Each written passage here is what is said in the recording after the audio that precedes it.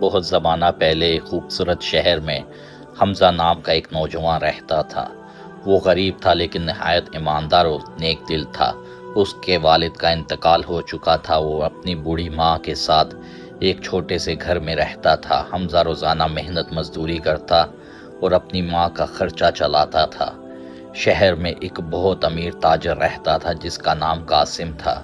اس کے پاس بے شمار دولت تھی مگر وہ بہت لالچی تھا۔ وہ غریبوں کی مدد کرنے کی بجائے ان کا حق بھی مال لیتا تھا۔ لوگ اس کے رویے سے خوش نہیں تھے۔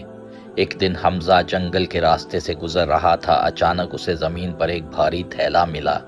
جب اس نے تھیلا کھولا تو اس میں سونے کے سینکڑوں سکے تھے۔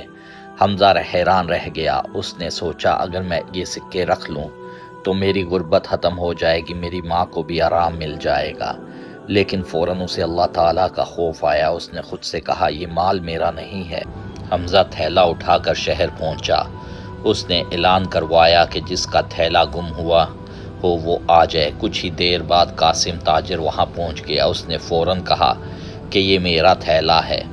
حمزہ نے بغیر کسی ہچکچاہٹ کے تھیلا اسے دے دیا۔ اس کی نیت صاف تھی مگر قاسم کی لالچ ختم نہ ہوئی۔ اس نے حمزہ پر 200 سکے چوری کرنے کا الزام لگا دیا۔ حمزہ حیران رہ گیا اور بولا میں نے ایک سکہ بھی نہیں لیا، مگر قاسم مسلسل الزام لگاتا رہا۔ بات شہر کے قاضی تک پہنچ گئی۔ دونوں کو عدالت میں بلایا گیا۔ قاضی نے دونوں کی بات غور سے سنی، پھر قاسم سے سوال کیا۔ قاسم نے کہا کہ تھیلے میں 1000 سکے تھے۔ قاضی نے تھیلا کھول کر سکے گنے۔ سکوں کی تعداد صرف 800 تھی۔ قاضی مسکرا دیا۔ قاضی نے کہا اگر تمہاری بات سچ ہے تو یہ تھیلا تمہارا ہو ہی نہیں سکتا، کیونکہ اس میں 1000 نہیں بلکہ 800 سکے ہیں۔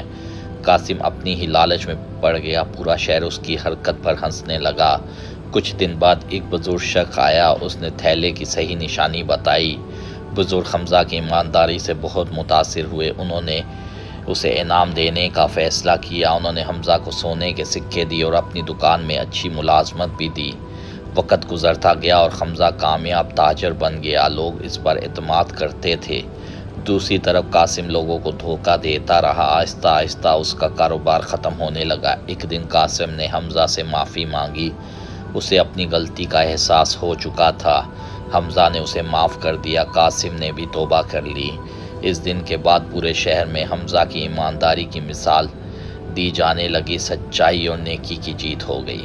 امید کرتا ہوں آپ کو یہ کہانی پسند آئی ہوگی۔